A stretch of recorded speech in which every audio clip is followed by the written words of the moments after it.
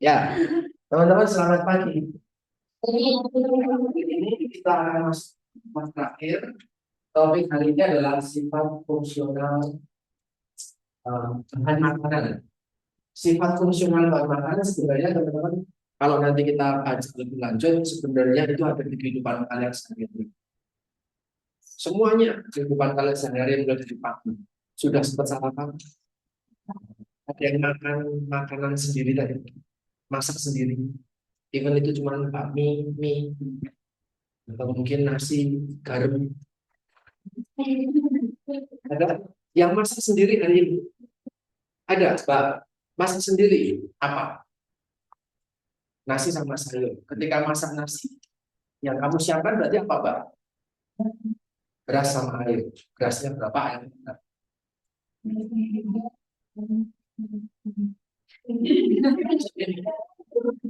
Ya, satu jari mas jari apa?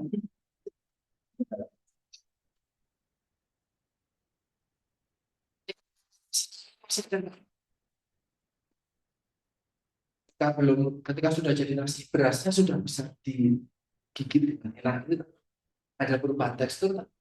Nanti kalau nggak habis nasinya, nasinya kamu apain? Buat buat besok. Buat besok, kalau besoknya lagi, jadi resikonya itu reuse terus. Nanti setelahnya akan dengan nasi yang baru, tidak berjilid-jilid.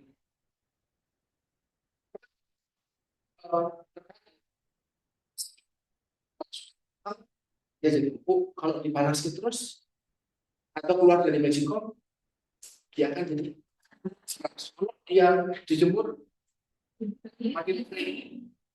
Bisakah kembali seperti semula jadi nasi ketika kita tanpa air?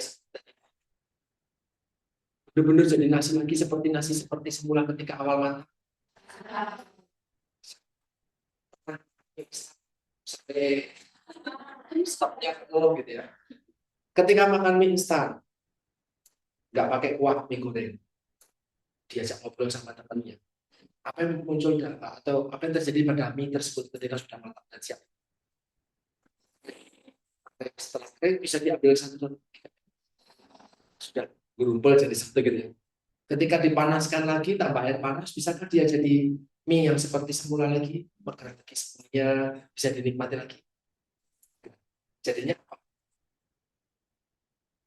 Jadinya ya banyak air yang masuk ke dalam mie itu tak mulai dari yang bentuknya masih nampak seperti mie, dia ya jadi kayak bubur, jadi kayak pasta yang lumat gitu. Itu yang bisa kita pelajari hari ini sifat fungsional. Kita harus titik pada karbohidrat. Yang satunya soal karbohidrat kita sudah diskusikan barusan. Ini jadi ada yang namanya sifat fungsional.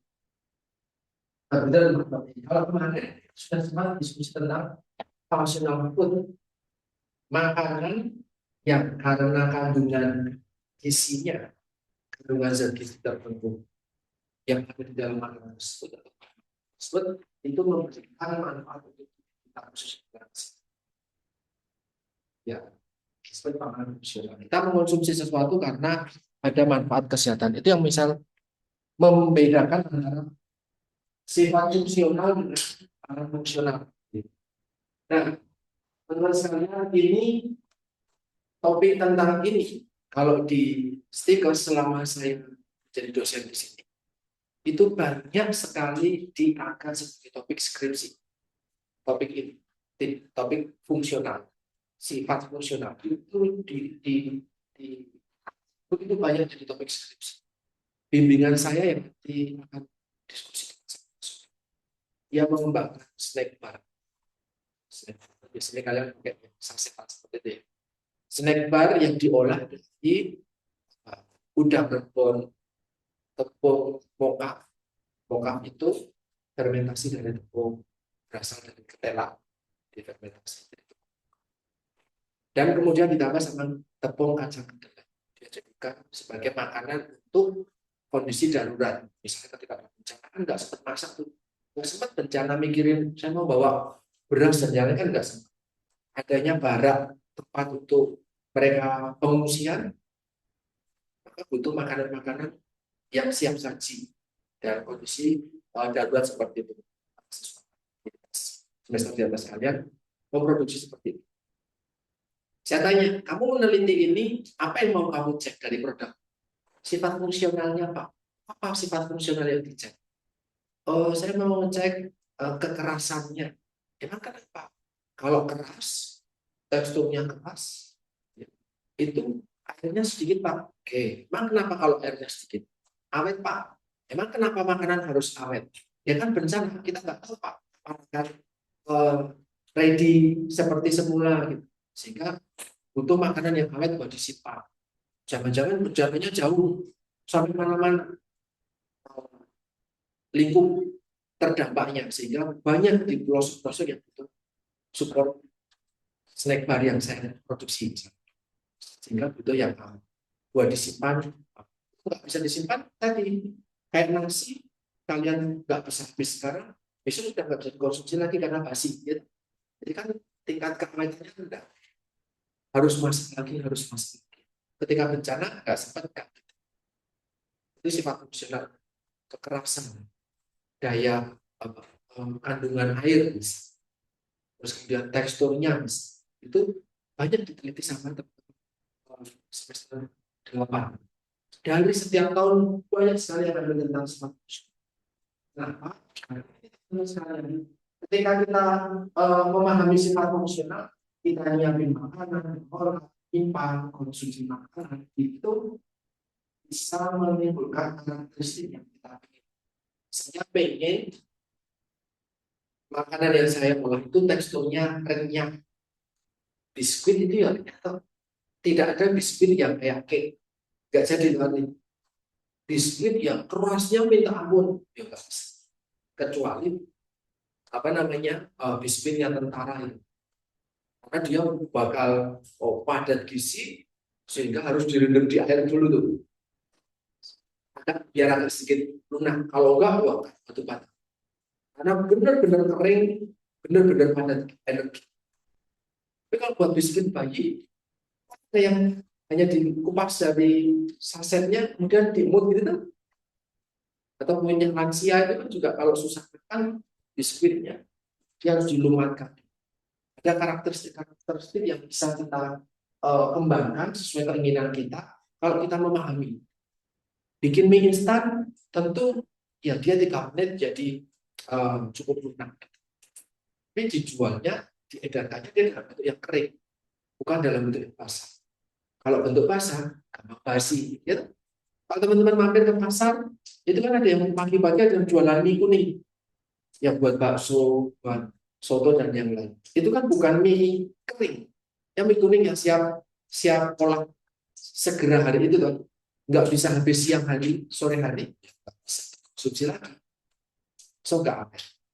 Tergantung dengan karakteristik olahan yang memang mau dikejar.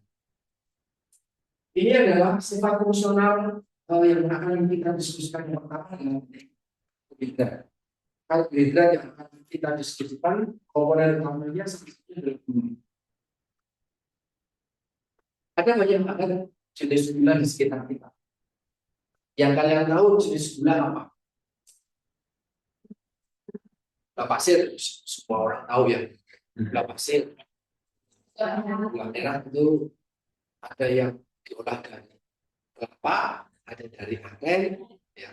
Itu pun nanti ada yang diolah dari nira yang lain. Nira aren sama nira dari yang kolang-kaling itu juga ada. Berbagai macam jenis gula. Ada yang dari lontar juga ada. Buat Indonesia Timur kebanyakan dari lontar. Kalau nggak dijadikan tuang, dijadikan. Saya tidak tahu kalau di Indonesia Timur lontar dijadikan gula ada, bentuknya juga seperti gula merah itu ya. Apalagi gula batu. Pernah lihat semuanya gula batu? Di minimarket ada. Kalau nggak tahu gula batu, silakan ke minimarket. Ada yang bentuknya gerombolan kayak itu, ada yang bentuknya sudah kotak-kotak kecil, sudah dicetak. Itu kebanyakan yang bentuknya bulan gede. nggak ada apa namanya bentuk yang khas gitu. Kalau minum ke hmm, apa namanya mall, ternyata gulanya bentuknya sirup, tapi itu gula, gula yang bentuknya seperti sirup. Jadi kalau kalian minum kepisah betul ya, sekian bagian itu adalah gula. Kental sekali putih. Donat ada gula yang halus ya, itu apakah itu gula pasir? Gula pasir yang digiling atau gula pasir yang diulek gitu? Apakah itu? Beda lagi. Itu kalau gula pasir kita makan di dalam teksturnya dia masih ada. Ketika gula halus kayak gitu kena air langsung hilang. Seakan langsung. Oke, ini kan macam gula. Bahkan kalau teman-teman tahu ada yang namanya gula smooth, yang mirip gula merah, tapi bukan kayak gula pasir, tapi warnanya merah. Gula smooth. Kemudian juga ada kemarin saya sempat bawa pemanis, pemanis dari gula jagung yang untuk orang yang diabetes itu juga ada. Gula itu banyak banget jenisnya sekali. Mayoritas berwarna putih, walaupun tidak semuanya berwarna putih. Ada yang berwarna coklat, ada yang sedikit kehitaman. Kemudian mayoritas berbentuknya kristal, walaupun kayak gula halus itu kalau itu kristal yang kayak gula batu gede banget bisa dipegang. Kemudian mereka itu larut sama air, tapi larutannya beda. Kamu pakai air dingin, coba dibayangkan, bikin air dingin dimasuk gula batu. Wait, sebelah sini ada yang tahu gula batu? Ada yang belum pernah even baker? Belum pernah ada? Sudah bisa semuanya? Sudah pernah semua ya? Ada yang pernah belum pernah gula batu? Nah, berarti belum pernah tahu, belum lihat pun belum pernah. Oke, kita akan bicara gula batu. Maksud saya biar kalau saya memberikan contoh, sebenarnya perlu paham. Oke, gula pasir aja deh, yang kasar. Ya, saya punya segelas air dingin, air es, air dingin, sama segelas air panas mendidih. Saya masukkan tanpa saya aduk, lebih larut. Jadi gulanya di lingkungan yang berbeda, kelarutannya berbeda. Kalau sama-sama panas, yang satunya gula pasir tanpa diaduk, yang satunya lagi gula yang ada di donat, gula halus. Larutannya berbeda, gula berbeda kelarutan. Apalagi kalau pakai gula batu, dia nunggu waktu lama ya. Kelarutannya berbeda. Di waktunya tertentu. Apalagi kalau gula pasir, kita mau bikin oh yang warnanya coklat, ya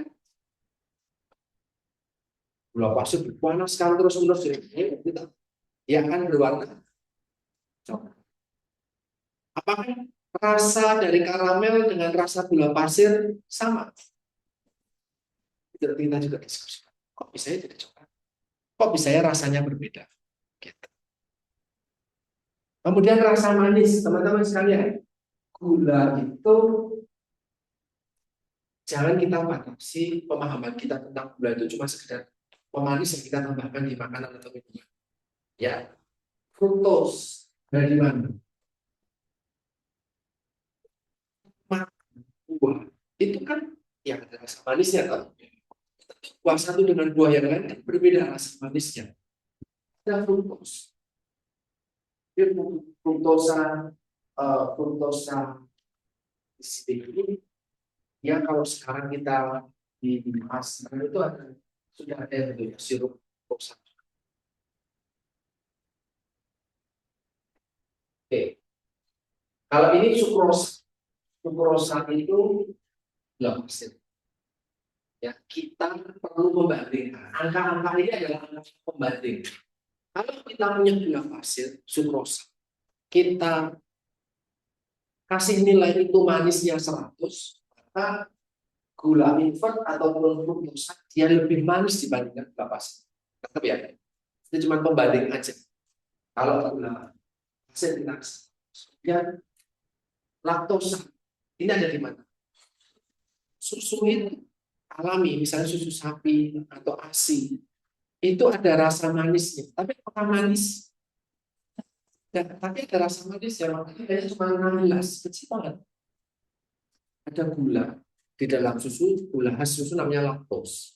Laktos tidak begitu manis dan glukosa. Mereka punya mereka punya rasa manis, tetapi tingkat kemanisannya itu mereka beda-beda. So ini juga sifat kita mau mengembangkan apa?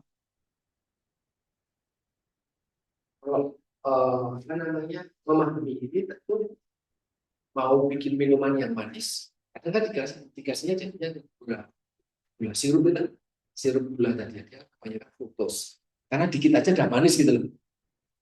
Kalau kamu pakainya gula pasir, kan jadi lebih mahal ongkos produksinya. Nantikan dikasih sirup fruktosa sedikit saja tapi sudah manis. Nah, maksud saya ketika memproduksi sesuatu itu loh, makanya lebih banyak penjual itu kalau mau cari untung gede, mereka pakainya gula yang dalam bentuk larut, sirup. Nah, dikit aja sudah manis. Kenapa? Ya, karena nilai pemanisnya 173. Oke, kan lebih hemat jadinya. Orientasi pedagangnya kan akan lebih hemat daripada pakai gula pasir. Nah, ini hidrolisis. Hidro itu air, lisis itu pecah. Ini ikatan maltos C12, 11. Semua gula itu ikatannya CHO. Ya, dapat kimia pangan enggak sih? Ya, kasusnya dihidrolisis dengan air dan enzim yang atas. Laktosa, sukrosa, sukrosa, sukrosa, sukrosa,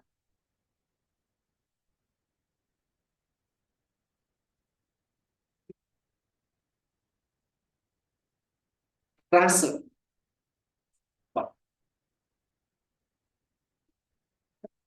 Apa suster?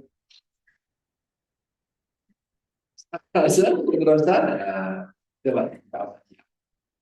Ya, ada polisakarida didigesti menjadi disakarida. Disakarida didigesti menjadi monosakarida. Karbohidrat sederhana itu monosakarida. Ada berapa jenis? Karbohidrat sederhana yang kita kenal di tubuh manusia ada berapa jenis? 3. Apa aja? Glukosa, glukosa, fruktosa, laktosa.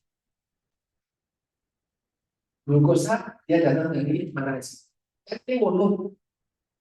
Disakaridanya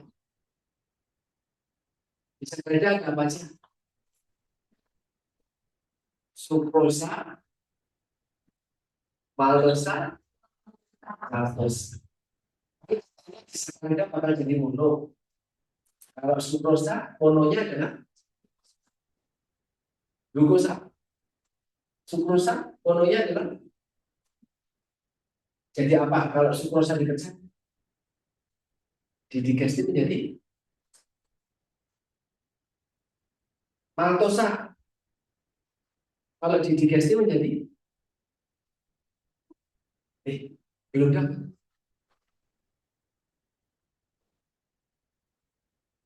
Laktosa kalau dipecah menjadi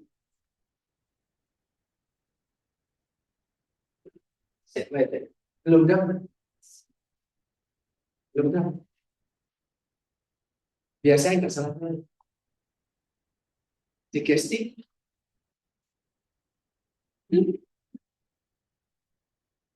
Jadi apa? Ini kan punya tiga hormon, sukrosa, maltosa, laktosa. Jadi sukromaltosa, laktosa masing-masing laktosa. Kalau dipecah jadi ya dipecah menjadi glukosa. Maltosa dipecah jadi berapa?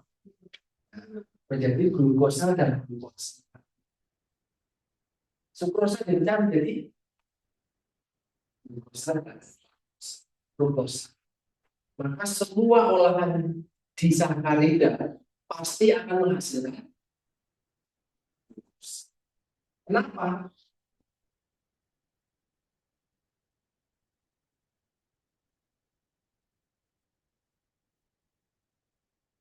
Cuma itu ya kepalannya. Kita sudah pikir makanya diubahnya semuanya diubah menjadi maltosa. Dia akan dihidrolisis, dia akan menjadi 2 unit glukosa. Kota kedua semua tulang glukosa. Nah, pada akhirnya glukosa lah yang bisa kita manfaatkan untuk seluruh sel menjadi jadi semua sel seluruh tubuh itu membutuhkan glukosa sebagai panutan. Laktosa, glukosa sama galaktosa kita nggak bisa, tapi dia nanti akan mekanismenya sendiri yang pada akhirnya kita seperti semua sel, apalagi sel otak. Kamu mau apa namanya pingsan, tidur, koma, semua tubuhmu nggak bisa bekerja, yang masih bisa bekerja otak, otak kan yang bisa satu khususnya otak itu hanya bisa dimasuki oleh glukosa. Sebenarnya ada lagi namanya glukosa. Antibodies. Belum pernah dengar. Setelah aja dulu baru pernah. Ya, itu mungkin mata lain. Ini metabolisme dari lemak yang menghasilkan benda keton. Benda keton juga bisa masuk ke otak. Nanti jadi masalah tersendiri. So, kalau kamu ingin kurus, apa implikasinya di bidang gizi? Kamu pernah dengar diet OCD? Pernah dengar? Seriously, memang buai. Diet OCD, dietnya Deddy Corbuzier. Belum pernah dengar? Sudah, besok-besok lebih familiar. Ya, dia menekankan ukuran atau diet ketogenik, diet keto. Belum pernah dia keto diet. Seriously, belum pernah dengar. Belum pernah. Apa diet keto itu? Enggak makan sih. Terus makannya apa?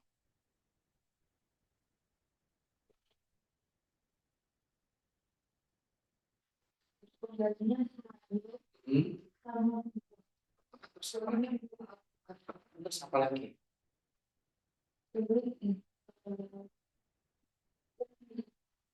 Terus apa? Oke, terus apa lagi? Yang kamu tahu aja, saya nggak usah minta kalian googling. Yang kamu tahu itu tahu. Ada lagi yang mau ditambahin sebagian keto. Salah nggak apa-apa? Nggak ngerti.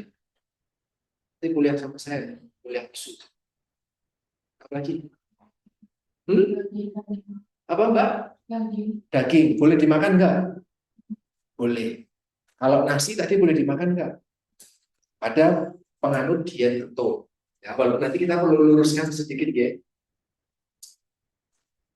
Nggak boleh makan karbohidrat banyak-banyak. Yang boleh dimakan sumber lemak sama protein. Kenapa? Mau menghasilkan benda keton. Kalau benda keton makan disebut keto. Oke, dampaknya apa? Oh, berat badan turun luar biasa.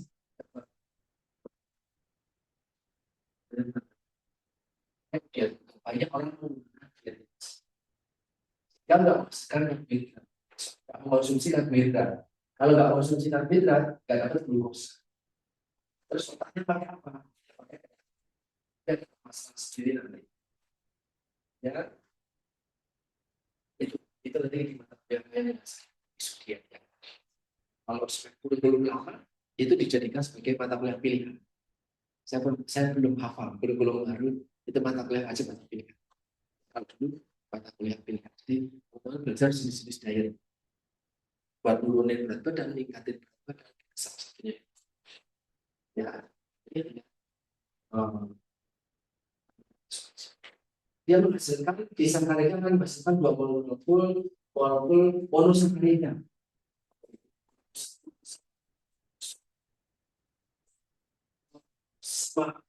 Perbedaannya adalah tinggal disakaridanya apakah dia sukros, maltose ataupun laktos. Nanti beda-beda nanti. Itu sifatnya beda-beda. Sudah manisnya beda, ketika dibaca di hidrolisis juga beda. Larutannya di air juga beda. Kenapa? Ya enzimnya aja biar dia bisa hidrolisis, tidak prosesnya buat enzim. Nah, hidrolisis ini tadi bisa dilakukan dengan enzim, dilakukan dengan asin. Di praktikum di kurikulum sebelumnya kita sudah pernah belajar memecah karbohidrat khususnya dia dengan enzim. Jadi makanannya jadi lebih sederhana. Ya. Oke, kemudian ada namanya inversi. Proses gula pasir dipanaskan dengan asam. Prosesnya hidrolisis, ya. Prosesnya dengan hidrolisis menjadi glukos dan fruktos. Gula yang terjadi di dalam larutan tersebut itu kita namakan sebagai gula. Sekarang gula itu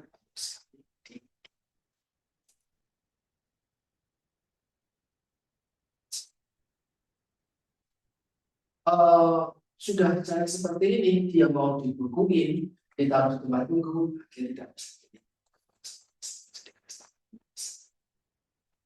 Kalau di lapangan sekarang kayak misalnya teman saya itu mereka membuat gula merah. Harga gula merah atau kalau di masakan sini kita menyebutnya gula Jawa. Sama gula pasir lebih tinggi mana kan? Lebih tinggi gula Jawa. Tapi sekarang banyak yang mengoplos gula merah tadi, gula pasir tadi, dipanaskan terus menerus dia akan berubah jadi warna. Itu dikasih panas terus ditambah gula Jawa sedikit, dia akan jadi larutan kayak gel gitu tuh. Sudah warnanya coklat, dia dicetak jadilah gula merah. Dijual dengan harga lebih tinggi dari gula pasir. Ini bukan gula Jawa yang kita kenal sebelum.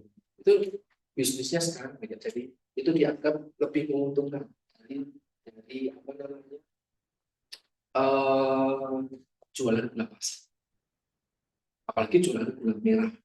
Gula merah yang beneran itu kan dari nira, ya disadap bunga kelapa itu diiris terus ditampung getahnya berupa cairan, ya mengeluarkan getah berupa cairan. Itu namanya nira. Kemudian nira tersebut akan dipanaskan terus menerus niranya, kemudian dia jadi kental coklat, jadi gula Jawa. Sebenarnya kan. Tapi kalau buat teman-teman di beberapa lokasi, nira tadi selain dipanaskan, dia dibuat disuling uapnya. Kan menguap, betul ya? Menguap, uapnya kemudian ditiriskan, ya jadi cair. Itulah yang disebut dengan, kalau di tempat apa, Mbak? Tuak garam. Belum, nggak ngerti. Belum pernah. Saya nggak mau meminta untuk mencoba, tapi setidaknya tahu proses produksinya. Karena itu adalah proses. Itu kaitannya sama budaya kita di Indonesia. Kita pakainya fermentasi. Bukan fermentasi, itu namanya yang disuling. Jadi uapnya ditata. kemudian didinginkan. Yaitu alkohol. Oke. Nah, ini gula invert karena kelarutannya seperti ini, jadi dia tidak bisa menjadi kristal kembali. Nah, ini yang suka, ada yang pernah bikin karamel? Pernah bikin? Anyone? Ada? Belum pernah? Ada yang pernah? Oh, Mbak, pernah bikin. Caranya gimana? Gosok. Ya nggak apa-apa, kan gagal. Yang kamu tahu, kalau bikin karamel gimana? Tak panasin sama air, terus akhirnya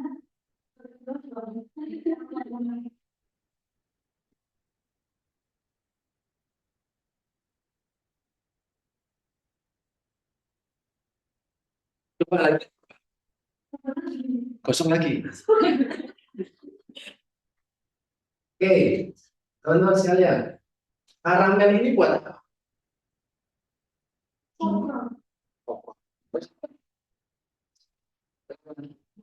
Bolu. Hari ini. So, gulanya rusak atau enggak? Tapi kerusakan gulanya kita harapkan atau enggak? Diharapkan. Iya kan? Jadi dalam tanda kutip kerusakan yang memang kita harapkan. Tapi kalau kerusakan tersebut tidak bisa dikendalikan, hasilnya apa bedanya gula kalau kalian sebagai glazing, sebagai campuran bolu, sebagai pop, kenapa nggak pakai gula Jawa aja yang diiris terus ditaburin, atau gula pasir yang disprinklein? Kenapa harus pakai karamel? Ada apa di karamel yang kalian tahu? Nggak usah mas. Apa yang dikejar dari karamel? Rasanya sama dengan gula pasir atau gula merah? Beda. So, selain warna, kan bolunya jadi warna coklat, batu bata itu tuh warnanya bolu. Teksturnya jadi agak berbeda. Rasanya jadi berbeda. Itu kan bukan gula Jawa yang dicampurin aja, ya gula. So, ada kerusakan yang mau kita kejar, ada kerusakan yang kita mau tuju. Karamel itu punya level yang pas, warnanya coklat. Jadi kalau kita bikin bolu rasa warnanya coklat, rasanya rasa karamel itu dalam tanda kutip harga jualnya sedikit lebih baik dibandingkan bolu biasa atau pop biasa. Ini sukrosa dipanasan sampai melebihi temperatur sekitar 160 derajat, kemudian dia akan berwarna. Dia akan mencair, kemudian berwarna coklat seperti ini. Itu ditambahkan. Kalau dulu zaman saya kecil, gulali yang dari pedagang yang menengah ke bawah itu, mereka cuma pakai gula pasir, dipanas terus dia sampai jadi warnanya coklat seperti ini, kemudian dibentuk-bentuk jadi mereka macam apa namanya miniatur hewan atau apa. Zaman saya kecil itu karamel, permainan. Sekarang bisa jadi puding atau saus cita rasa dan aroma yang khas. Jadi kalau aromanya khas, jadi gampang lapar tuh. Kan dulu ketika praktek, aromanya kan prakteknya di ruang yang berani di sebelah, aromanya kemana-mana sampai jalanan. Jadi ketika ada tamu, apa enak banget ya. Mampir mis dan bikin kue. Itu karamelisasi, jadi gula kalau dipanaskan dia akan jadi khusus. Kemudian ada yang namanya main.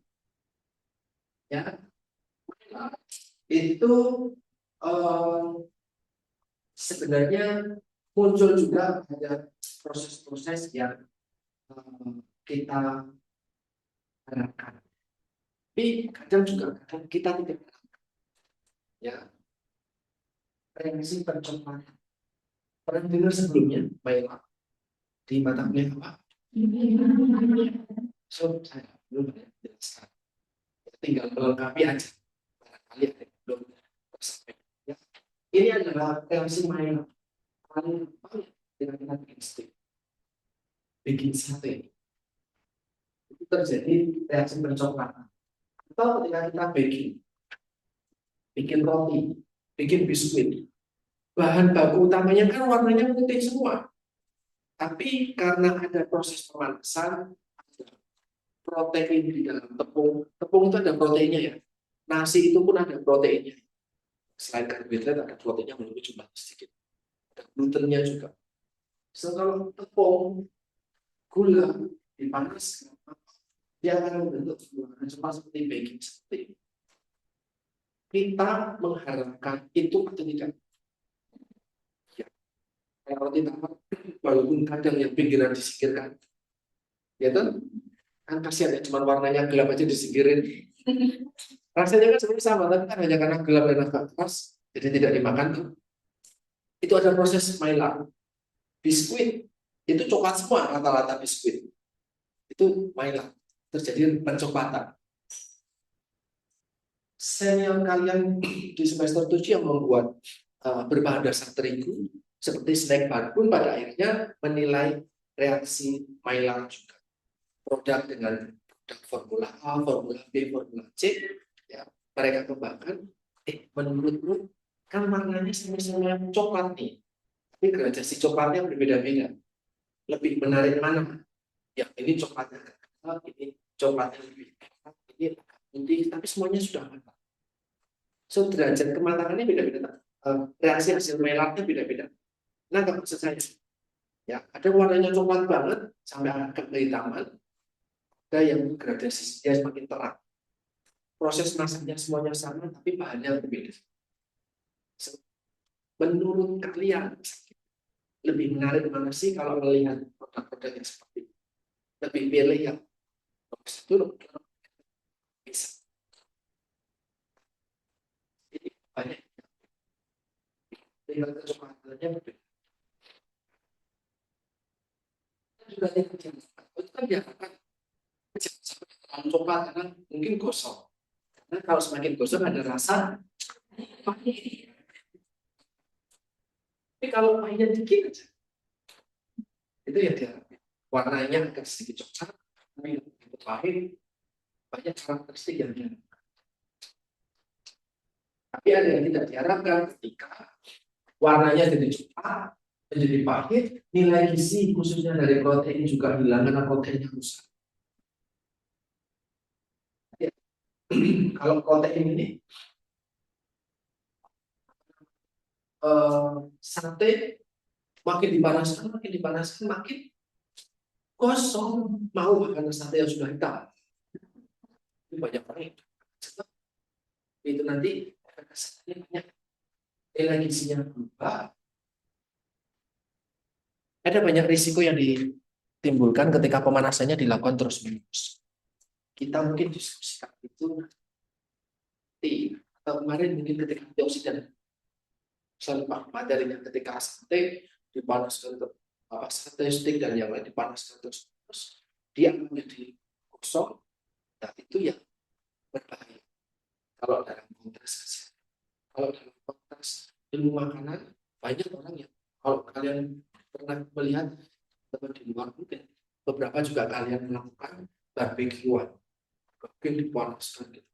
Kalau di luar itu daging satu onggok sapi dan sapi panas itu sampai gosong, itu betul sampai gosong terus diiris, dalamnya masih juicy.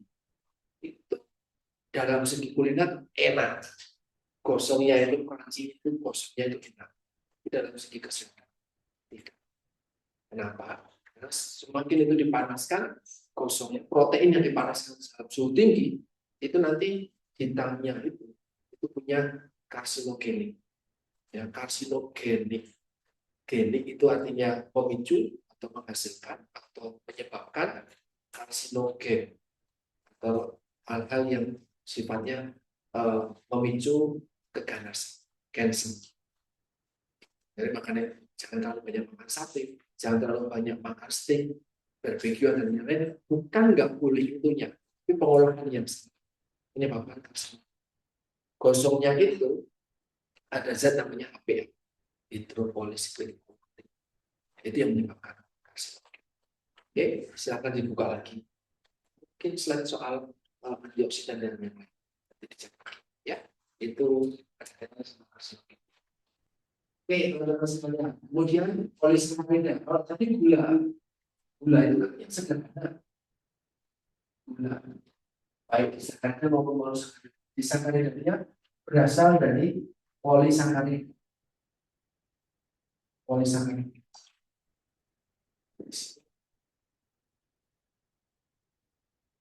Apa ini bicara akan? Ya. Polisakarida. Di sini penampakan larutan dan keras.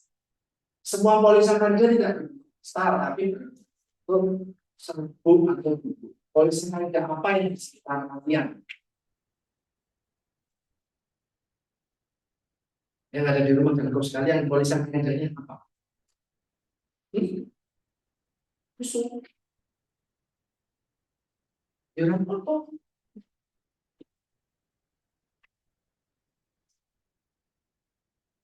Ya adalah sebelum disakarida. Apa? Ya kalau produknya sebenarnya susu, oke. Apalagi tepung kan ada di sekitar kita. Beras, ya, kanji, tepung dan yang lain berkarbohidrat ya, polisakarida. Terusnya ya, ya, apa namanya?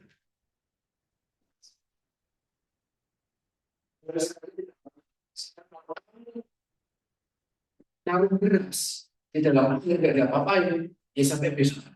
Sebetulnya nggak ada dulu. Dia nggak akan hilang. Kecuali kalau ada proses pemanasan. Kalau pemanasan kan artinya dia akan dipecah menjadi disakarida.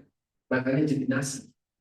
Nasi dipanaskan terus dia akan pecah lagi menjadi bubur. Bubur dipanaskan terus baru di airnya hilang. Ini jadi tidak ada rasa manisnya. Kamu mau ngemut beras sampai kapanpun nggak ada rasa manis.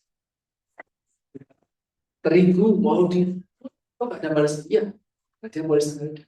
Berbeda ketika dia sudah di yang memiliki rasa manis. Polisakarida sama seperti disakarida tadi dia bisa dihidrolisis yang menjadi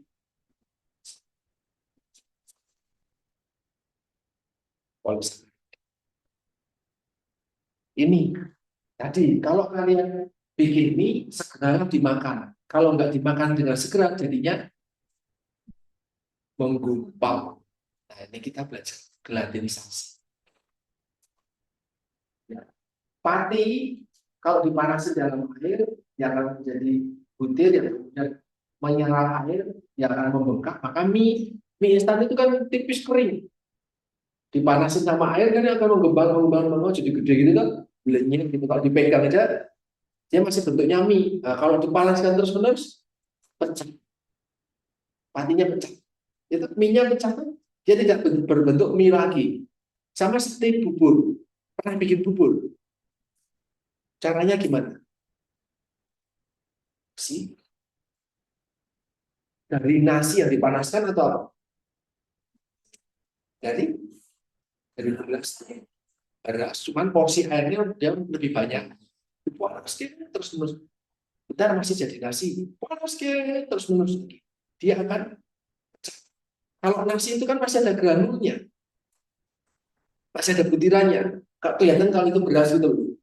Kalau dia dimasak terus-menerus, dia akan hancur tuh. So, bentuknya kempingnya dia akan pecah. Dia akan jadi bubur. Nggak bisa dipisahin ini airnya, ini berasnya. Udah nggak bisa. Sama seperti ini. Kalau pati dipanaskan, dia akan menyerap air. Jadi makin banyak yang masuk ke dalam pati tersebut, Ini kemampuan mengikat airnya kan ada batasannya. Makanya berasnya ada yang perok, ada yang pulen, ada yang sampai dia kebanyakan air gitu kan, lenyek gitu.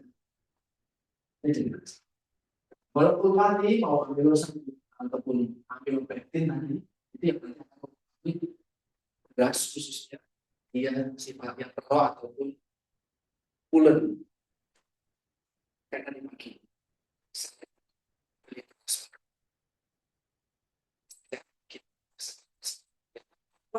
Yang nanti ingat-ingat biasanya airnya juga 1 gelas misalkan. Kok ini hasil outputnya berbeda nasinya, terlalu lembek, ternyata nasinya berbeda, berasnya berbeda dari varian yang berbeda dibandingkan dengan video sebelumnya.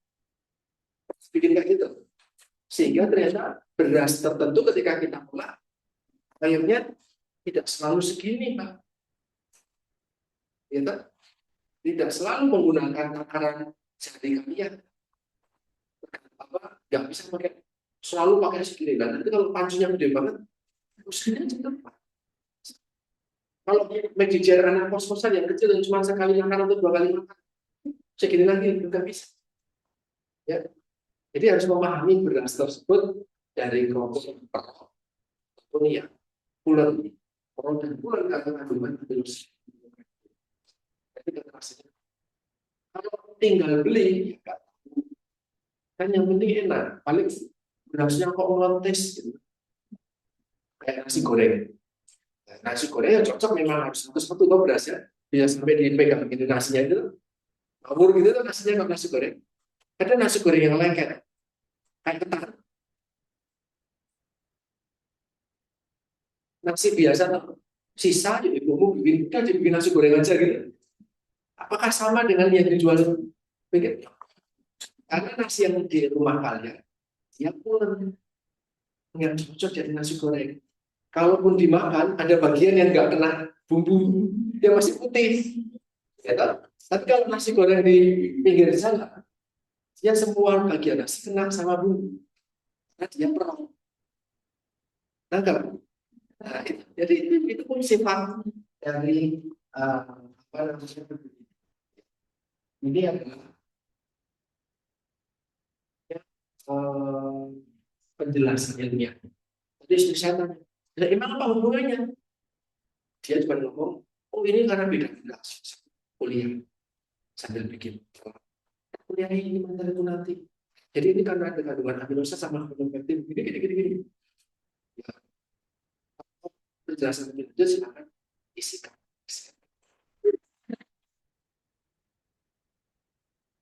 Oh, bicara gizi itu nggak lepas di kehidupan kita sehari. Oh, enggak, cuman mungkin masyarakat nggak memahami secara ilmiah apa penjelasan di belakangnya. Kok bisa sih airnya sama? Saya sudah ini, itu kok ini nggak bulan-bulan kamu pakai pakai beras ketan segini ya nggak bisa. Kamu pakai beras merah, pernah masak beras merah? Bukan makan loh, kalau makan mungkin beli banyak, masaknya airnya makin banyak atau makin dikit? Airnya dibandingkan beras putih. Jangan pakai logika. Saya mau bertanya pengalaman.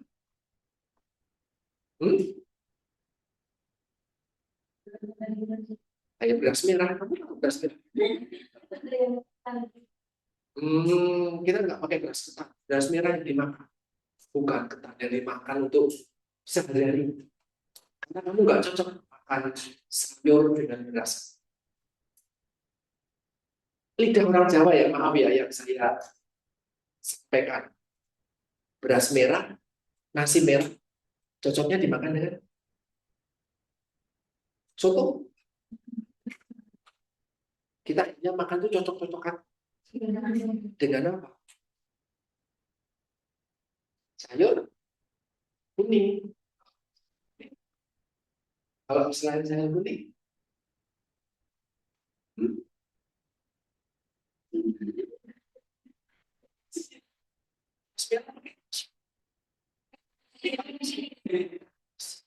memang cocok ya. Saya nggak cocok saja. Tapi nggak lumrah. Di sini kalau di Jogja beras merah, nasi merah. sama kuah santan, kuah kuah lodeh, kuah lodeh kalau di gunung itu dia pakai lombok, sayur lombok, sayur. Nah, jadi kuah. Kenapa? Kalau dia kamu makan makan ayam goreng, keras tuh. Ayam goreng itu kan keras tuh. Bebek goreng, dia pakai nasi merah, jadinya so menikmatinya. Tapi kalau yang kuah santan, gurih dengan nasi merah, cocok. Karena nasi merah itu dia nggak ada rasanya, berbeda dengan nasi putih. So dengan ditambahkan kuah dengan santan, ada rasanya. Kuah nambah nasi merah, dia jadi tidak begitu keras. Ini kita belajar sosial teknologi. Sudah dapat. Tapi saya tidak tahu kalau di negara lain, di bangsa lain, suku bangsa lain, nasi merah sama ikan asin. Tapi saya menghargai keberadaan ini. Ada dari Sumatera kan? Tidak ada. Sumatera, Padang.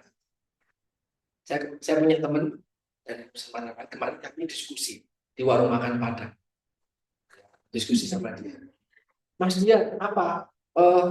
Nasi di Jogja atau nasi di Jawa itu ini nggak cocok. Lidah kami nggak cocok. Kenapa?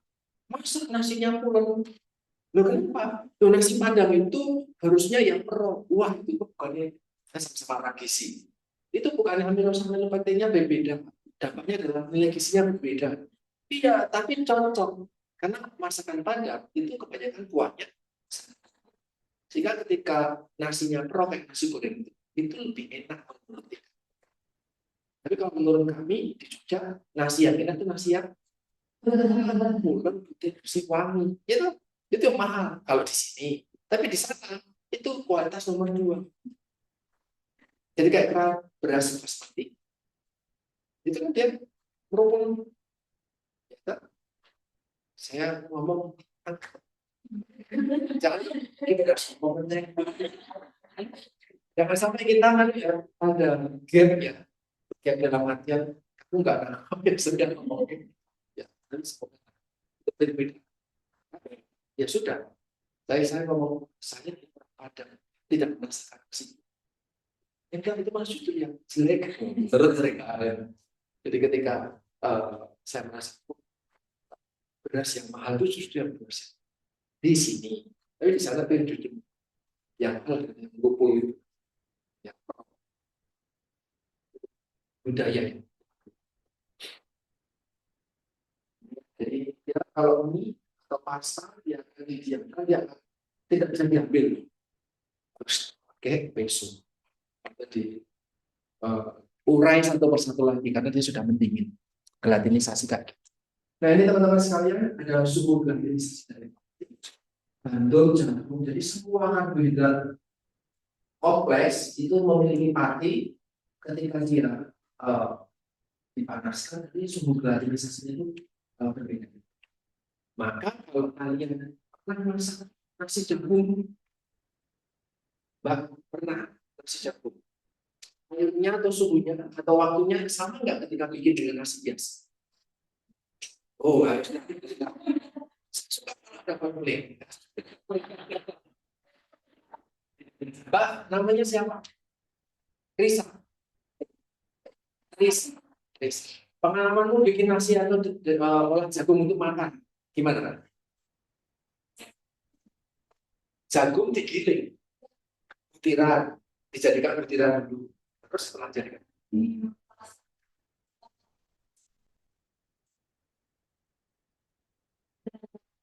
Oh enggak, dari mentah bareng-bareng. Jagungnya malah Iya.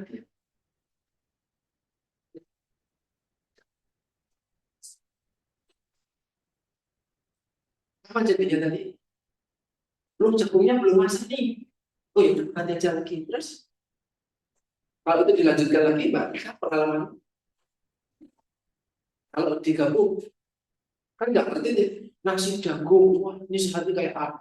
Teman-teman Indonesia Timur ya bikin nasi jagung pakai ikan kuah kuning. Dampaknya akhirnya bakal digabung. Baru ketika mentah.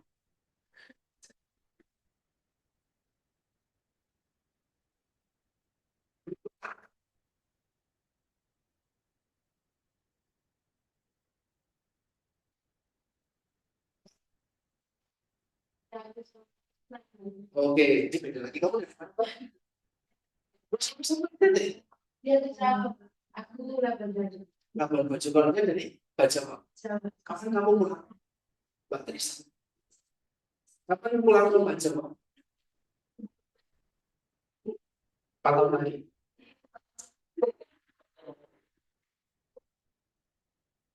Kalau saya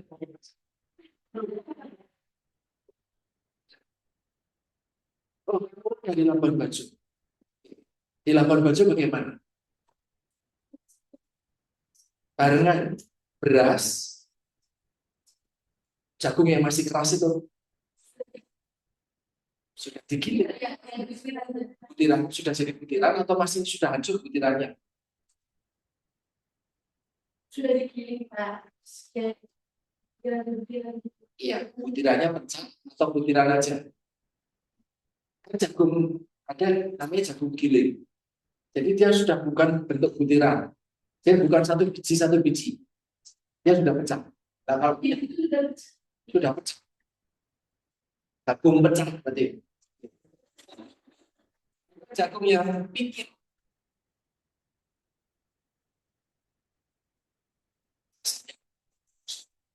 lah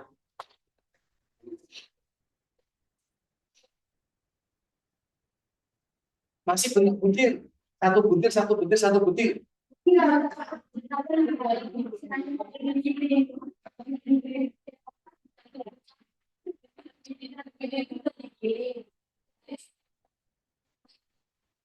Iya,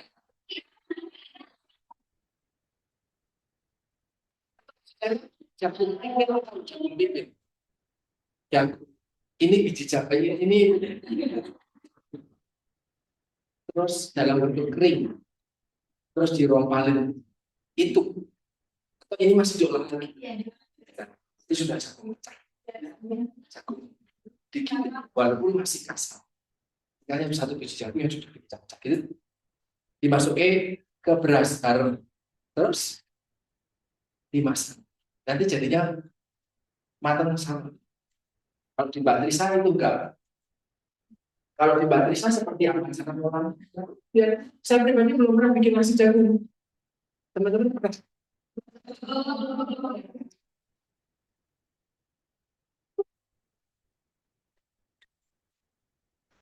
Jadi kamu kalau langsung jejak sebelumnya, mengisahkan dia.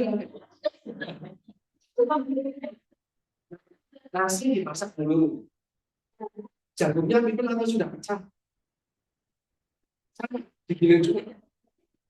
Dimasak sendiri. Nah, ini harus.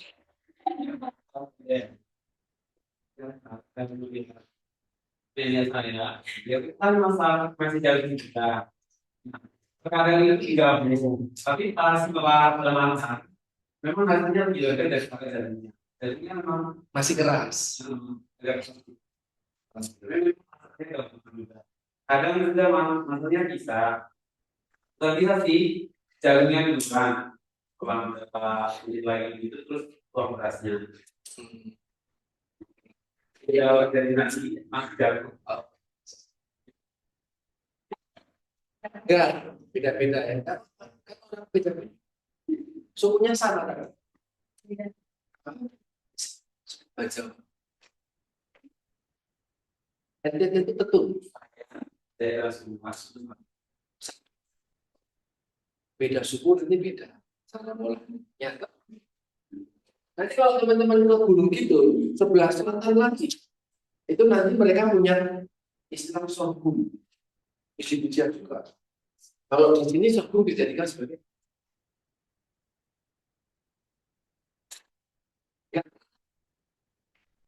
Mampir ke pasar dulu.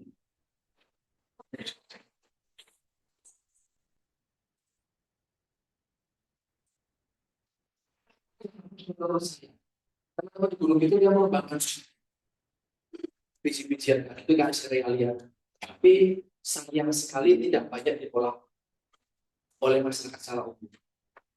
Itu bijinya bagus. Ada di Desa Timur Sokop juga, ya bentuknya seperti ilalang gitu, ya di paling ini bulat-bulat semuanya. Beberapa wilayah sudah menggunakan bentuk pakan sayang sekali. Beras merah juga digunakan sebagai pakan lebih banyak. Nasi merah juga. So, kalau kamu tahu tidak bisa ketawa melihat itu. Ya, kemarin kita ngobrolin soal sebelum serangga, kita ketawa kita. Kalau kita memang menggunakan itu sebagai manfaat. Karena waktu saya ke itu minggu lalu, besok aku juga akan ke gunung itu lagi. Mereka baru selesai panen ulang jati. Jadi kalau banyak pohon jati, motor betul-betul kemana-mana ya. Bila kita ya jadi ke pokoknya. Enak. Sifatnya yang main ke sana. Ada bahan makanan yang mungkin kamu belum familiar. Jadi punya pengalaman. Jadi kuliah itu jauh. Itu sayang sekali pengalamanmu jadi sedikit. Terlebih teman-teman dari Indonesia, dari luar Jawa. Main kemana-mana. Ya, oke, jangan cuma di kos atau kampus. Ini pengalamannya sedikit. Oke, ini teman-teman glacirisasi. Ditambahkan panas dan air, kemudian nanti dia akan ada yang sifatnya. Ketika amilopektin, amilosa ini keduanya itu ada di hati. Tinggal banyak mana gitu ya. Lebih banyak amilosa. Apa lebih banyak amilopektin? Lebih banyak amilopektin. Yang teksturnya, suatu produk serealia, sih, beras. Kok amilosanya lebih banyak? Ya, ular atau kerasnya produk makanan khususnya yang mengandung pati itu berdasarkan amilosa dan amilopektin yang mengandung besi.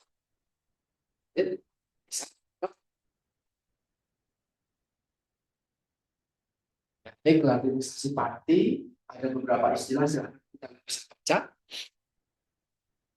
Ada kapasitas penyerapan air. Jadi kalau nasinya berasnya dimasak bareng sama jagung,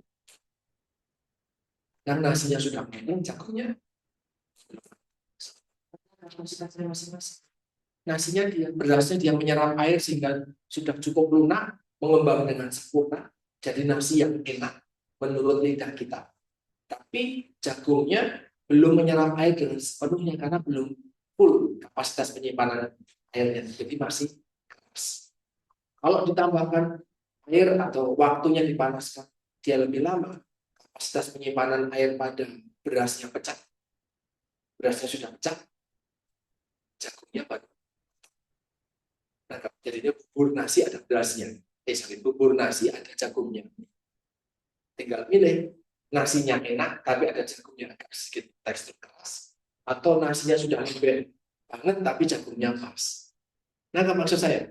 Ya karena kapasitas penyerapan airnya yang berbeda. Nah, ini yang perlu kita perhatikan kalau kita mengolah sesuatu. Ini bukan diambil seperti produk makanan keras, lunak, teksturnya makanan yang diolah sama senior kalian itu. Menurut orang-orang yang mau menguji sudah pas. Nah, ya, kayak tadi topik-topik seperti ini banyak banget diuji karena akhirnya akan membuat. Ini adalah swelling dari wangi. Swelling itu artinya membengkak. Ya, beras itu kan ukurannya kecil, ukuran beras. Ketika sudah jadi nasi kan dia akan membengkak karena kebanyakan cairan sampai kemampuan dia sebelum pecah. Ini ada swelling volume sama. Kalau swelling volume-nya tinggi, ya dia mampu menjadi lebih besar. Gitu.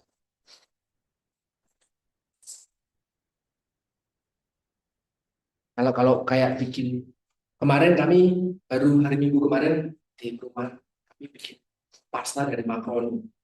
Makaroni kecil-kecil tuh sekupu-kupu dipanaskan dia akan membuka itu. Nah, itu maksudnya swelling volume.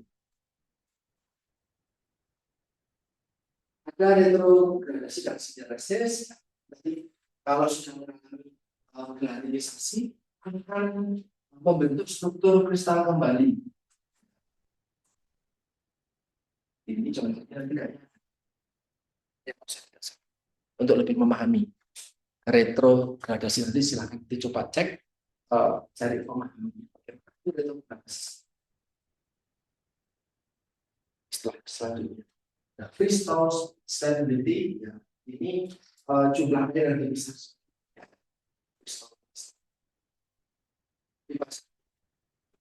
bisa lebih memahami bagaimana sifat-sifat karbohidrat ini banyak banget sifat-sifat karbohidrat ya, atau bikin gel ya, hampir setiap hari saya bikin gel sejak awal 2025 sampai sekarang, setiap hari bikin gel karena anak saya suka, saya juga suka. Jelly awalnya dia berasal dari pektin. Pektin itu serat. Agar rumput laut diekstrak, dia akan jadi bubuk agar. Pernah bikin agar-agar ya? Jadi dia bentuknya bubuk serbuk. Kemudian ditambah dengan air panas.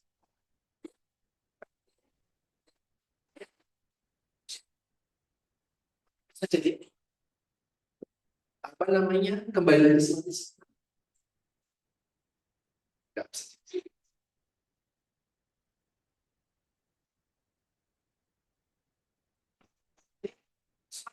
seratnya, banyak serat. Jenisnya pektin, jenisnya akan semakin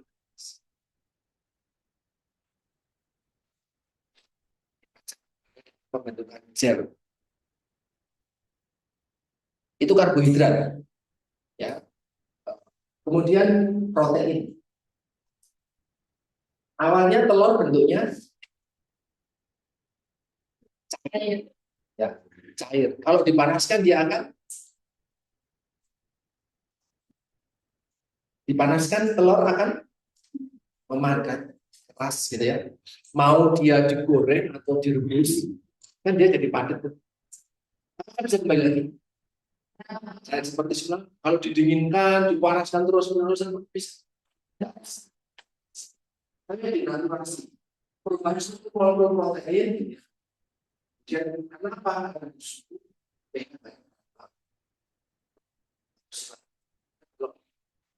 Putih telur bentuk awalnya adalah cair.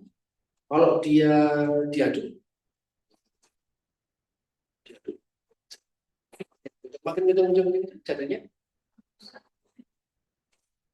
jadinya membentuk busa. Busanya didiemin sudah bentuk busa sepenuhnya. Atau baskom misalnya busa putih telur, sudah didiemin. Ini pengalaman ya, bukan logika. Didiemin, dia bentuknya akan membentuk jadi apa? Muncul apa? Duduk lagi bisa. Kalau pemahaman ini mau nggak mau kalian harus dari pengalaman, ya. Denaturasi pada akhirnya sifatnya berubah. Belajarnya nanti kamu bisa banyak lagi. Kalau sudah jatuh bisa.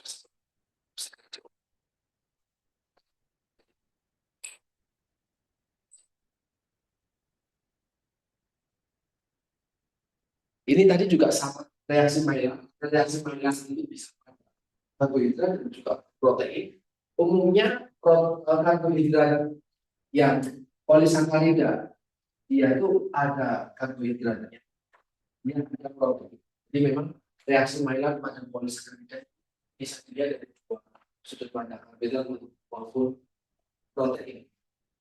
Ini tadi, kalau panasnya terlalu tinggi, bisa makan daging. Jika panasnya terlalu tinggi, terjadi pirolisis, terbakar, kosongnya ini lahan yang bersih. Ada reaksi Maillard misalnya apa namanya?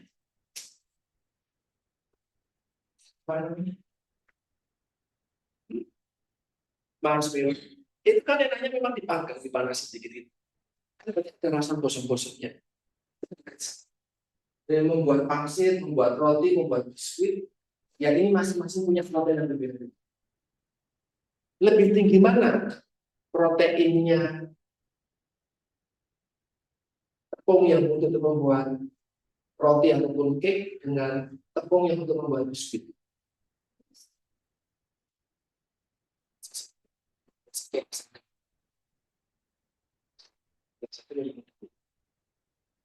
Terigu ada berapa jenis? 3. Apa sih? Dari kandungan proteinnya, terigu ada protein tinggi.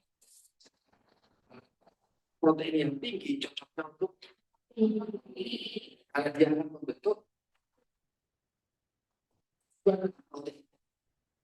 Tinggi rendahnya itu karena glutennya. Semakin tinggi protein, semakin dalam sudut pandang. Dia akan mengikat air tuh, maka dia akan mengembang. Maka dia akan, kalau dia mengembang airnya banyak, maka teksturnya jadi lembut, wangi. Tapi kalau airnya makin dikit, kemampuan mengikat airnya makin dikit, glutennya makin dikit, produknya menjadi lebih mau makan roti tawar keras, mau makan biskuit tapi lembek. So, kita mau pilih yang mana? Produknya. Produk yang mau dikembangkan itu cocoknya ya memang teksturnya seperti itu. Nangkap sekarang. So, beda karakteristik, beda sifat, artinya produknya juga bisa beda. Membuat mie ayam, bakmi, itu kan dari tepung terigu. Mau bakminya crunchy. Bakmi kapan gitu tuh? Berpikirnya kayak gitu. Ya bakmi yang terlalu lembut. Sedikit banyak. Kan di lidah. Ya, belum ada di lidah. Beda-beda. Ini kalau terkait sama tidak terkait sama reaksi Maillard tadi, kebetulan gambarnya di sini dua roti yang punya karakteristik berbeda karena kandungan proteinnya berbeda-beda. Ini adalah reaksi pembusukan. Jadi kalau misalnya orang kuliner, roti di putih telur dikocok ya jadi busa. Tapi kalau bicara sama lebih mungkin oke, seperti terdenaturasi karena kocokan ya secara fisik, bagi serta protein yang akan terdenaturasi yang terisi. Kalau didiamin lagi, dia akan ada airnya. Apakah semuanya akan jadi air suatu saat nanti?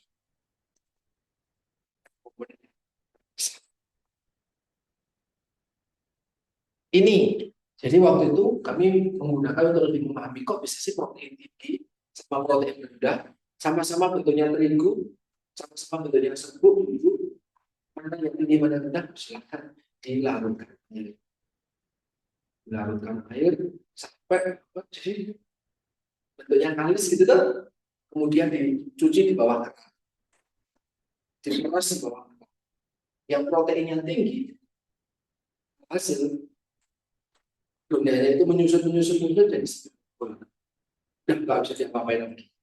Itu protein glutennya. Tapi buat yang glutennya rendah, proteinnya rendah, ketika dicuci ya habis, hilang semua, nggak ada yang tersisa.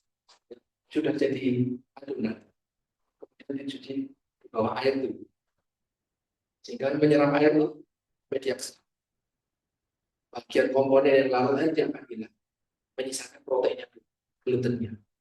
Jadi dari 1 kilogram, 1 kilo atau setengah kilo, satu bungkus besar itu dia ditambah air dikit-dikit dulu biar mengikat air, udah jadi adonan. Cuci, banyak yang larut hilang, nanti menyisakan segede.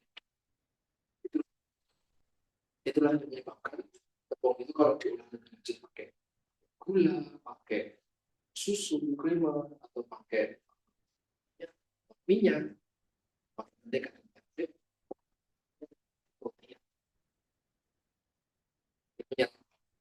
Kalau yang nggak ada glutennya atau proteinnya sedikit, ya dia jadi keras. Cocoknya itu biskuit. Teman-teman ada sekalian, bikinnya bukan dari terigu, bikinnya dari tepung. Yang tadi saya bilang, pakai tepung kedelai, selebar dari tepung kedelai. Nah, menurut orang, cocok nggak sih di lidahmu kalau kerasnya seperti ini gitu loh? Paham kan? Banyak produk-produk yang dikembangkan sama teman-teman pembentukan gluten sebenarnya, maaf ya, ini bukan pembentukan gluten tetapi reaksi dengan gluten. Semakin banyak glutennya, dia akan semakin proteinnya semakin tinggi. Itu protein. Ini gambar sekian tahun lalu ketika kaminya mahal, orang sampai antri seperti ini dan dibatasi per 1.000.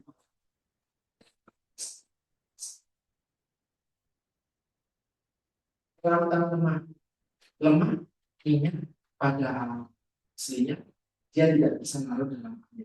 Kalau kamu bikin terigu, itu kan isinya protein sama karbohidrat, ditambah gula isinya karbohidrat. Kalau mau bikin roti, ditambah mentega atau margarin, harus ditambah dengan kemarin emulsifiernya namanya, nambah BM, ada pakai ovalen, gitu, yang hasilnya lagi. Emulsifier. Biar yang lemak yang ada di minyak mentega atau margarin yang bisa menyatu bareng sama gula terigu yang base-nya adalah karbohidrat protein. Karbohidrat sama protein dia larut. Ini larut air. Tapi kalau minyak mentega margarin itu tidak larut. Biar proteinnya tidak memisah, gabung jadi satu, dia butuh emulsifier. Nah, di dalam tubuh kita emulsifier namanya apa? Kan kamu makan minyak gorengan. Emulsifier di dalam tubuh kita apa? Yang belajar anatomi fisiologi. Apa emulsifier dalam metabolisme lemak? Biar tubuh kita bisa mencerna lemak dengan baik, butuh emulsifier. Karena harus larut di dalam darah. Darah itu base-nya air, hidrofil. Lemak, minyak itu hidrofobik. Ya dia bisa termetabolisme dengan baik dengan enzim-enzim. Enzim itu hidrofilik. Enzim itu base-nya protein. Bagaimana biar protein bisa mencerna lemak? Enzim bisa memetabolisme lemak. Lemak tersebut harus emulsifikasi. Emulsifiernya tubuh kita adalah tubuh kita tuh punya emulsifier untuk stabil biar dengan darah dengan enzim. Yaitu adalah metabolisme lemaknya. Nggak tahu. Metabolisme lemak di usus halus yang akan dicampur dengan sel empedu. Nggak tahu. Empedu itu adalah emulsifier.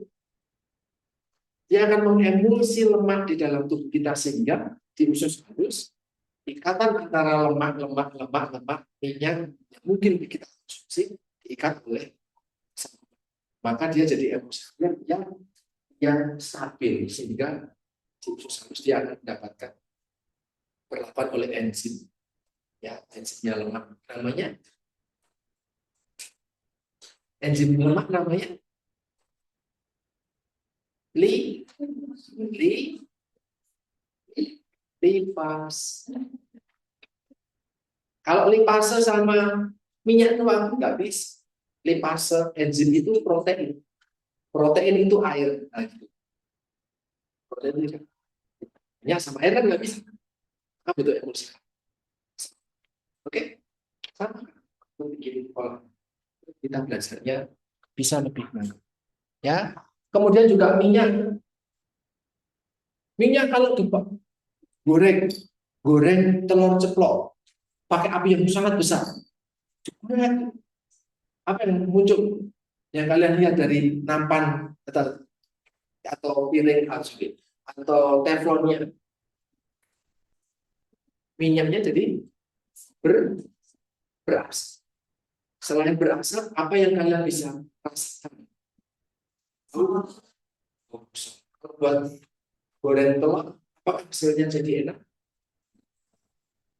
Semakin tinggi minyak, semakin tinggi minyak, jadi tidak boleh. Semakin minyak dipanaskan suhu tinggi, dia justru akan menjadi rusak. Ketika rusak, itu ikatan lemaknya, minyak kan ada lemaknya tuh, ikatan lemak yang sudah berubah. Oke, jadi ada ikatan lemak, ikatan cis, udah belajar itu di kimia. Cis kalau dipanaskan, jadi ikatan lemaknya dari cis menjadi panas. Jadi kalau kamu makan minyak, kan Pak saya nggak makan minyak, iya, tapi di olahan bahan makanan yang kalian olah kan ada minyak yang masuk. Kalau minyak goreng, tua, alami, masih belum diapa-apain, itu ikatannya cis. Tapi kalau dia dipanaskan buat goreng, panaskan lagi asinnya menerus. Dari awal semester minyaknya itu aja. Kan belum habis, mau habis sedikit tambah lagi, mau habis sedikit tambah lagi. Maka kalau dipanaskan terus menerus dia akan jadi. Maka banyak kearifan lokal masyarakat itu olahan minyak cukup diolah, cukup digunakan sampai 2 kali. Habis itu nggak diolah lagi, dibuang, itu sudah jadi jelantah. Pernah tahu gitu ya? Ada yang mau makan dengan jelantah? Jangan ngomong enggak, karena kalau beli gorengan di pinggir jalan itu sudah pasti minyak. Tapi gurih Pak, iya, karena tipikal yang gurih. Karena gorengan di pinggir jalan kok beda rasanya sama ibu saya yang gorengan. Ya karena ibu masih pijat, minyaknya yang baru, belum rusak. Tapi kalau minyaknya sudah rusak sampai hitam kayak oli, itu jadi gurih karena asam lemaknya banyak. Tapi sudah rusak. Nah, minyak trans ini bertanggung jawab atas banyak kematian di seluruh dunia.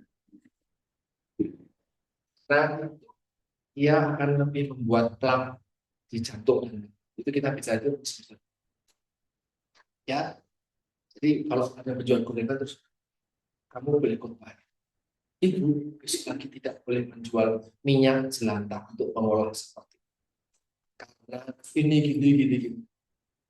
Nah, semakin kemarin kita bicara tentang fortifikasi, fortifikasi minyak ditambah dengan fortifikasi dengan minyak dengan vitamin. Apakah semua minyak difortifikasi dengan vitamin A? Itu akan membedakan kemampuan atau daya tahan lemaknya, minyaknya. Oke, jadi minyak-minyak yang murah, minyak-minyak yang eceran seperti itu, dia akan lebih mudah rusak. Dia hanya bisa diolah menjadi 1 kali 2 kali, habis itu tengik, habis itu bau. Tapi kalau minyak tertentu yang sudah terfortifikasi, dia diolah bisa 3 kali, dia pasti. Ya, itu nanti ada kaitannya sama asam lemaknya juga. Titik minyak dipanaskan suhu tinggi itu sampai. Nah, ini bentuk sama namanya prolein. Prolein itulah yang bertanggung jawab. So, kalau goreng ayam di pinggir jalan itu baru pabrik, itu langsung cocok ayamnya langsung dipas. Iya kan? Itu namanya pemanasan suhu tinggi melebihi titik atau titik panas. Ini apa? Lemaknya. Baru atau jadi aja. Ngapain memperhatikan? Ini kalau orang yang nggak biasa. Minyak dipanaskan berulang, titik asalnya turun. Jadi gini maksud saya. Minyak yang baru dipanaskan 180 derajat. Ini adalah titik asal. Di atas ini keras, di bawah ini masih oke, gitu ya. Tapi ketika minyaknya itu dipakai lagi buat goreng, titik asalnya yang akan turun. 170, 150, 130 misal. Jadi suatu saat ketika buat goreng lagi, belum sampai 180, dia sudah rusak. Goreng, jangan pakai jelantah. Atau kalau minyak, jangan dipakai. Saya tahu minyak mahal, tapi kesehatan lebih mahal lagi. Sekarang belum mas. Kemudian titik asal minyak nabati lebih tinggi dari pertama hewan. Minyak nabati, minyak goreng, minyak kelapa, minyak sawit, sama lemak. Kalau margarin sama mentega yang dari hewani yang apa?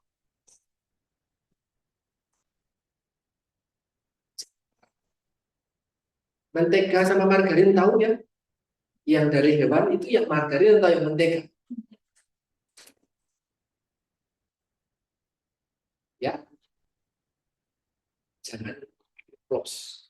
Kalau salah, so tekno. Margarin sama mentega. So margarin sama mentega. Kalau tahu mentega adalah dari hewan, margarin dari nabati, titik asalnya lebih tinggi mana?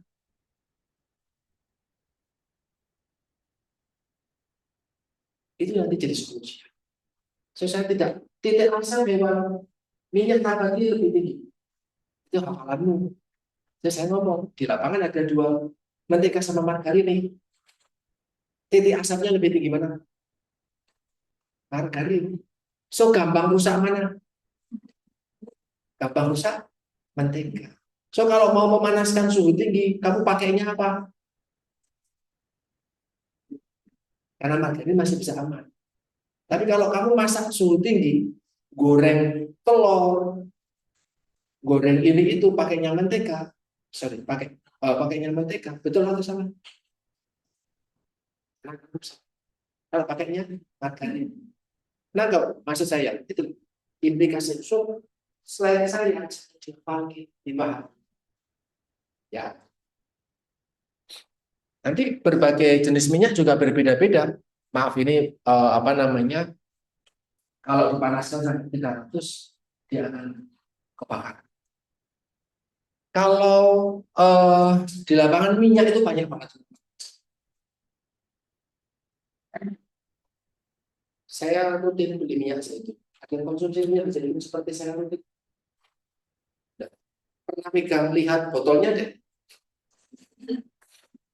Minyak zaitun. Ya. Kalau kamu mampir supermarket,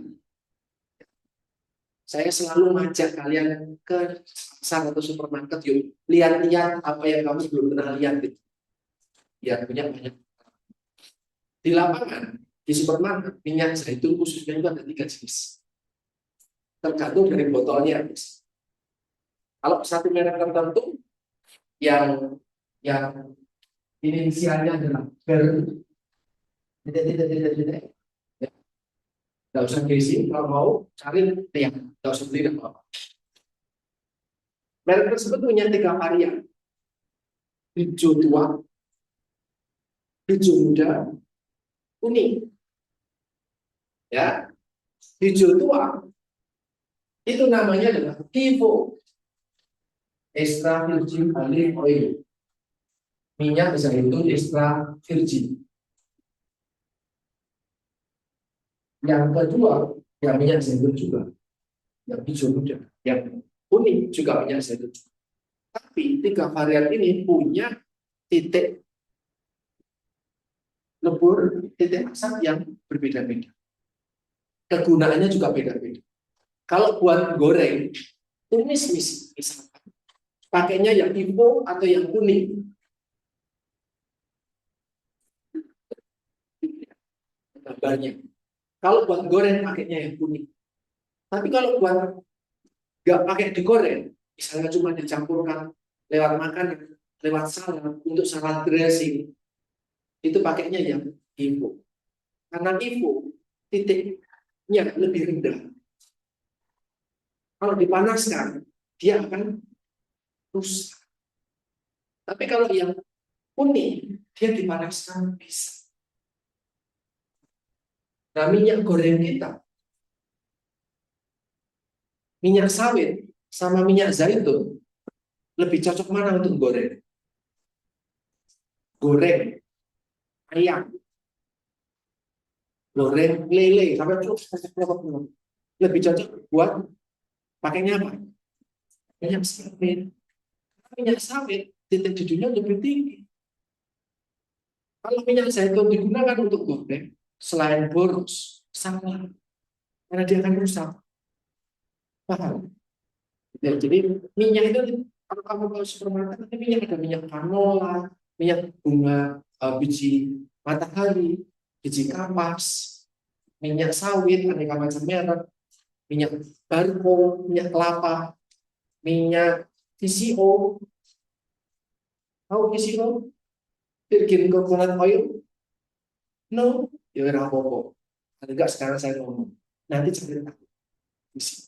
Ada minyak-minyak baku, ada minyak-minyak banyak sekali. Ya, itu nanti karakteristik pemanfaatannya berbeda-beda. Oke. Ada plastisitas. Jadi plastis ternyata lemak ini bagus buat glazing. Jadi kalau habis mau dimasukkan ke pemanggangan oven, kadang roti atau ditambahkan mentega. Bukan cuma biar nggak lengket, tapi untuk membentuk kulitnya jadi lebih mengkilat. Bukan dengan minyak mentega margarin, tapi dengan biasanya susu. Kamu pakainya susu glazing. Sebelum roti, sebelum dipanggang masuk oven, diolesi dengan biasanya telur sama susu. Telurnya itu tapi yang berdampak bukan komponen proteinnya, tapi komponen lemaknya. Maka yang digunakan telur putih atau kuning. Karena kalau putih banyak protein. Makanya nggak diolesin pakai putih. Kalau diolesin pakai putih, keripik. Maka pakai kuningnya. Kuningnya tapi komponen lemaknya. Karena kuning telur itu ada lemak. Nah, lemak dari sifat plastis. Kalau pakai bikin apa ya? Nastar. Pernah. Ya. Besok kan lebaran banyak bikin nastar. Waktu itu juga bikin nastar. Nastar kalau sudah diolah, ditata di nampan, dia akan diolesi dengan bertelur. Selain memberi warna putih, untuk sifat plastis glazing. Ada shortening, ini juga banyak shortening di lapangan. Mereknya apa biasanya? Ya, akan menyebabkan produk-produk, misalnya kalau mau bikin, mana itu bikin apa? Pinjol gitu ya. Olah-olahan lebaran gitu.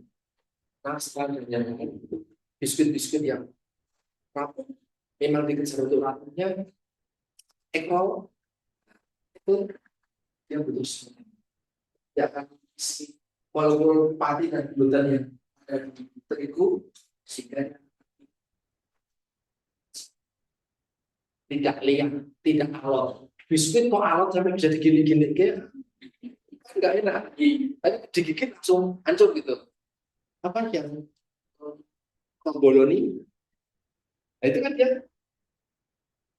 kayak lapisan-lapisan kecil doang. Ya, apa namanya? Menemen. Itu kan ada shorteningnya. Oke, teman-teman. Sorry, ekstra 10 menit karena tadi kita menunggu juga. Itu yang bisa kita diskusikan hari ini. Ada yang mau bertanya? Karbohidrat lemak protein, sifat-sifatnya banyak ya. Kalau kita belajar dari sifat karbohidrat lemak protein di makanan itu mengarah ke yang sifat memang kita kejar. Mineralisasi, kita memang mengejar duit, ya rotinya mengembang. Udara, ada minyak tadi yang kita juga harapkan. Tetapi ada sifat yang memang tidak kita harapkan. Kalau kita tidak mengendalikan dengan produksi makanan khusus, ada yang sampai rusak, kan sampai menyebabkan karsinogen. Itu bisa kita ambil hari ini. Selamat belajar, semoga nanti videonya berhasil. Terima kasih teman-teman sekalian, selamat siang.